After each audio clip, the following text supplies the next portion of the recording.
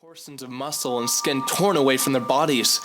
The exposed bone on their fingertips indicated that the wounds were inflicted by hand, not with teeth as the researchers initially thought. Closer examination of the position and angles of the wounds indicated that all of them were self-inflicted. Hey, what's good guys, welcome back to the channel and hello. Hello there. It's been a minute. How long has it been since you've been on this channel? A very long time. Not long enough. You didn't narrow that down at all. I was like, how long has it been? And you just go, a very long time. Okay guys, Dan has recommended this to me. So if it sucks, it's his fault. We like watching creepy stuff and we love doing creepy stuff. And we love doing creepy stuff and going to like haunted houses. If you haven't seen that, we go to haunted houses once a week on my second channel. Link to that is down below. So yeah, go peep that. This is what we do over there. Not really a presence, more like a feeling, like someone sat on the bottom, like where my legs are, at the end of the bed. And it's like a pressure. Someone sat there and I swear it's like the weirdest thing ever. Dude, what the we're going home. Dan, what? Dan, go! Now that you've seen that, we also have a Patreon, link down below. Go check that out, guys. If you want to support us in another way, you can do that. It'd be great. I'd appreciate it so much. So yeah, we're going to be reacting to the Russian sleep experiment, and you've seen this already, haven't you? Like years ago. Years ago. Okay. I haven't. Is it really scary? Creepy? You just have to find out. I mean, it's something else. I'll tell you that. Oh my gosh, give me that. If you want me to pause at any point, let me know. Yeah.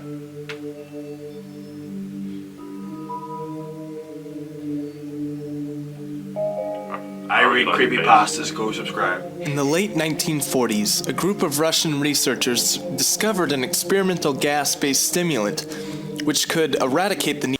Why is he talking so like he's eating food? Listen to the way he's talking. It's so slappy. Russian researchers discovered an experimental gas-based stimulant which could eradicate the need for sleep in humans.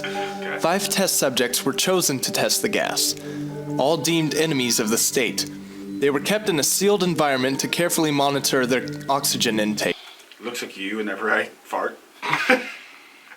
As the gas was toxic in high concentrations. This was before closed-circuit cameras, so their only means of monitoring the subjects were microphones and a few thick glass portholes into the chamber. The chamber was stocked with books, cots to sleep on, running water, a toilet, and enough dried food to last all 5 for over a month. Everything was 5 for the first 5 days. The subjects hardly complained, having been promised, falsely, that they would be freed if they did not sleep for 30 days.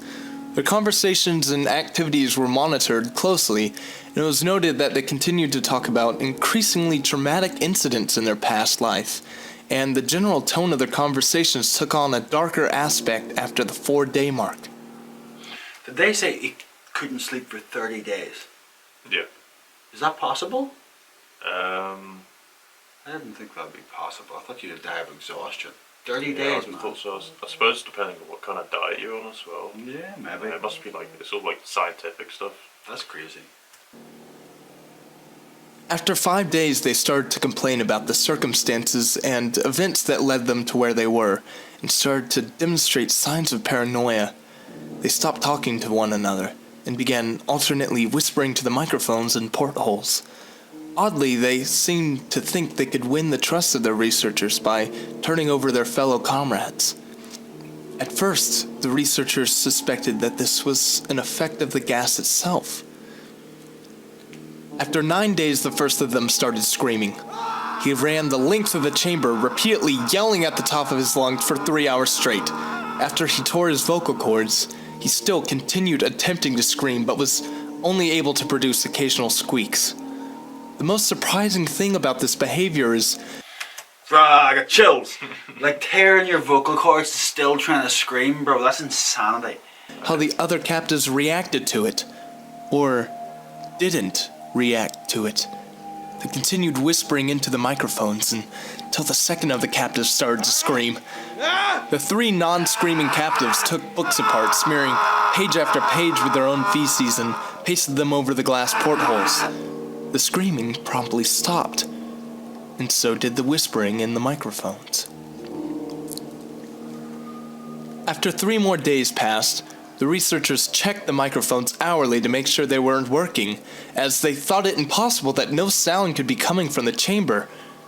The oxygen consumption in the chamber indicated that all 5 must still be alive.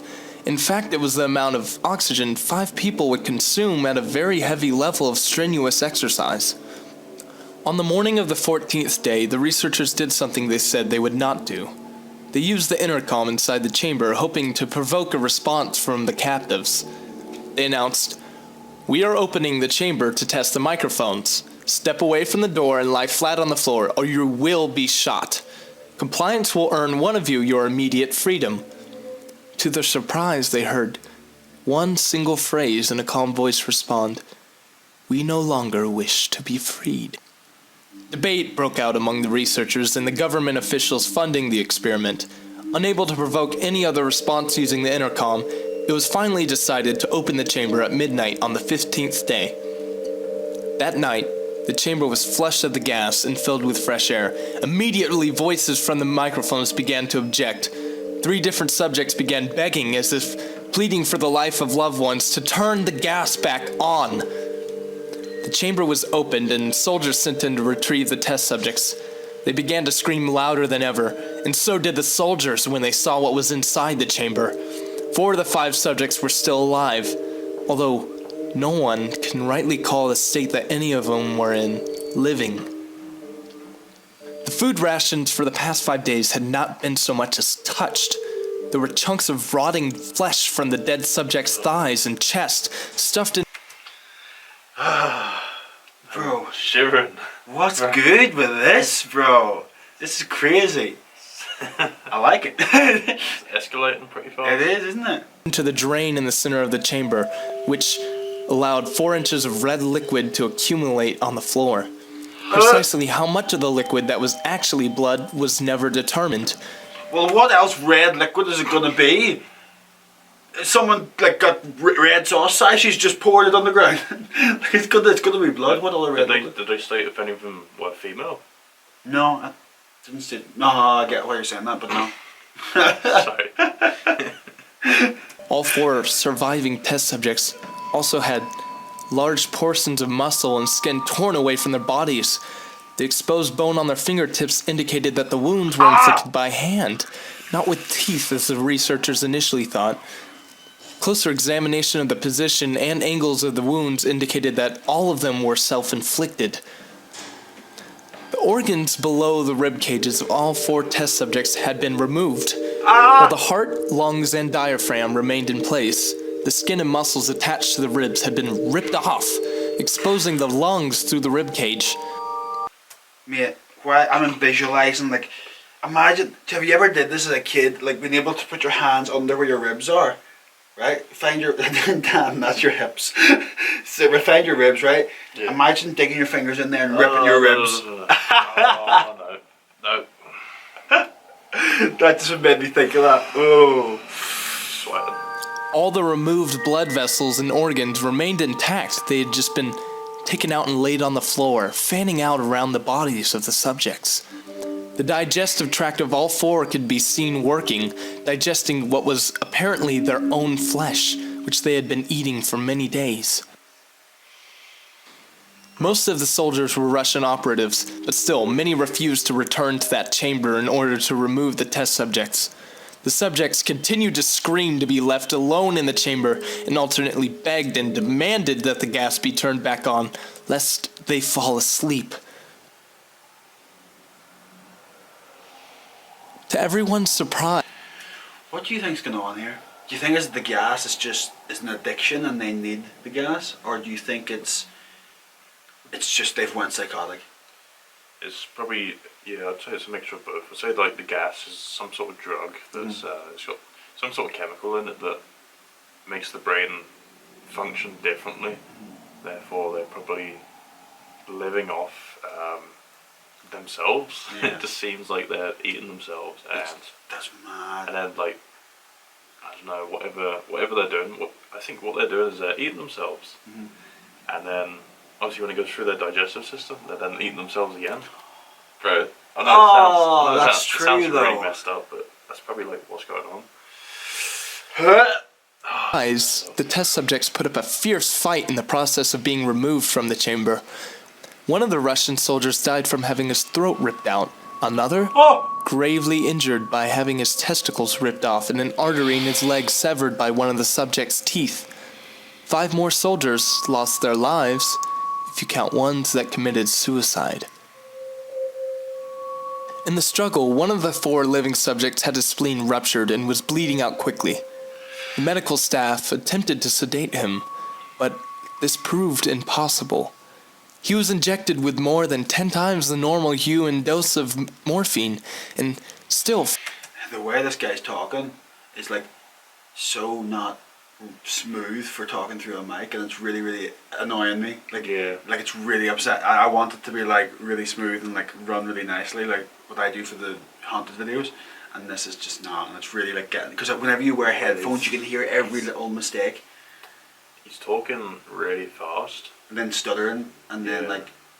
like why doesn't he? I don't know why he's not didn't just re-record it. Like, you know what I mean? fought like a cornered animal, breaking the arm of one doctor. His heart continued beating for a full 2 minutes after he ran out of blood.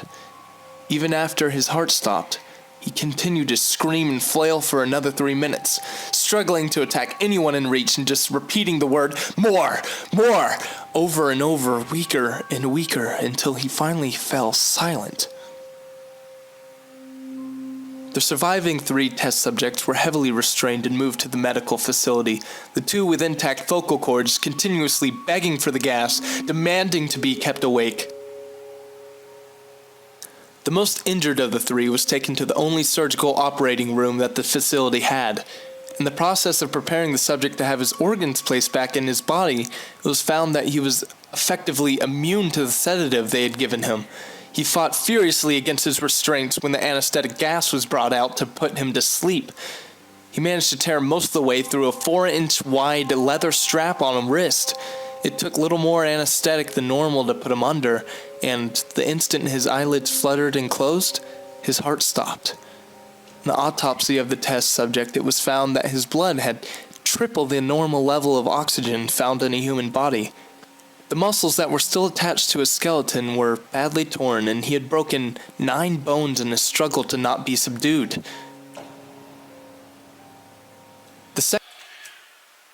Did this gas make so it changed their body to a certain way, so then if they slept they were going to die?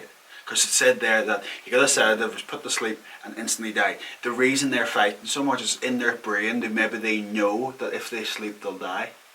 Perhaps. Possibly. It seems like this stuff makes them like superhuman or something. Yeah, bro, like they're eating their own skins, their skin and Like- flesh and bones, and then ripping through like- that leather. It's like constant fight for survival. Mm-hmm. You know, like what do you call it? Fight or flight. That's it. Yeah, it's mad, isn't it? Second survivor had been the first of the group to start screaming. His vocal cords destroyed, he was unable to beg or object to surgery, and he only reacted by shaking his head very violently in disapproval when the anesthetic gas was brought out. He shook his head yes when a nurse suggested that they try the surgery without anesthetic. He did not react for the entire 6-hour procedure of replacing his abdominal organs and attempting to cover them with what little remained of his skin.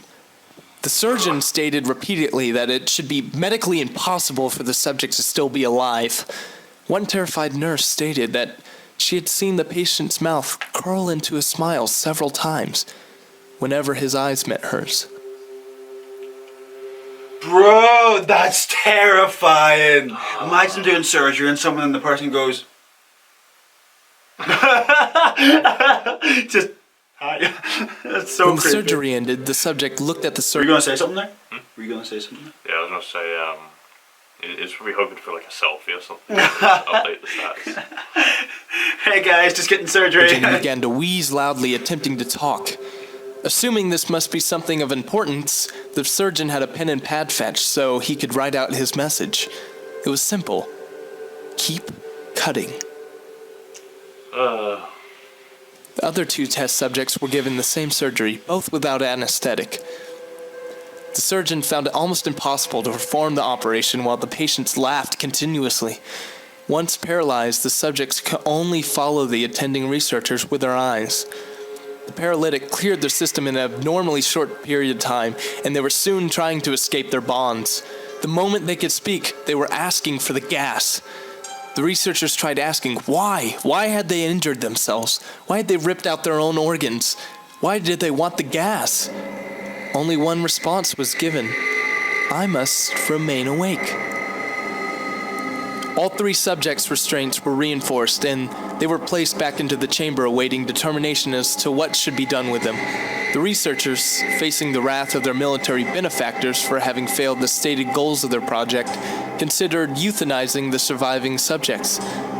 The commanding officer, an ex-KGB, instead saw potential and wanted to see what would happen if they were put back on the gas. This is messed up. If this was actually done, and like they did this, see, the people that did this to these people deserve to be the same done to them. I hate this. I don't like this at all. It's like you're literally getting someone to tear their own flesh off their skin, and then you see them do that and you're like, oh, let's do it more. But like, this is probably like back when they did experiments for everything. Yeah, I know like that. Before, you've got all like there's still experiments done nowadays, yeah. I know that, but like, if you seen this, you would stop it, would you not? Would you not think? Like, are you still going to this thing? The experiment I'm thinking of doing? Not anymore after this. Researchers strongly objected, but were overruled. In preparation for being sealed in the chamber again, the subjects were connected to an EEG monitor and had their restraints padded for a long-term confinement. To everyone's surprise, all three stopped struggling the moment they were back on the gas. It was obvious that, at this point, all three were putting up a great struggle to stay awake. One of the subjects that could speak was humming loudly and continuously. The mute was straining his legs against the leather bonds with all his might, first left, then right, then left again, just to have something to focus on. The remaining subject was holding his head off his pillow and blinking rapidly. Having been the first to be wired for EEG, most of the researchers were monitoring his brainwaves in surprise. Bro. They were normal, but most of the time, he just flatlined. It looked as if he was repeatedly suffering brain death before returning to normal again. As they focused on the paper scrolling out of the brainwave monitor, only one nurse saw his eyes slip shut at the same moment his head hit the pillow. His brainwaves immediately changed to that of deep sleep, then flatlined for the last time as his heart simultaneously stopped. The only remaining subject that could speak started screaming to be sealed in now. His brainwaves showed the same flatlines as the other one who had just died.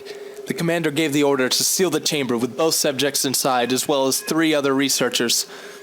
One of the 3 immediately drew his gun and shot the commander point blank right between the eyes, then turned the gun to the mute subject and blew his brains out.